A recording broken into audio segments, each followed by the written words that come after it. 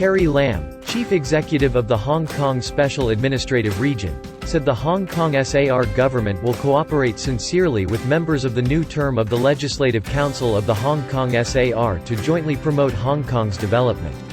Lam made the remarks at a press meeting held on Monday. 我喺呢度再次承諾啦，喺嚟緊1月1號第7屆立法會開始之後呢，我同埋我嘅管治團隊，以至到所有嘅公務員呢，都會同新一屆立法會呢係衷誠合作，共同推動香港發展經濟，融入國家發展大局，並致力改善民生，建設香港。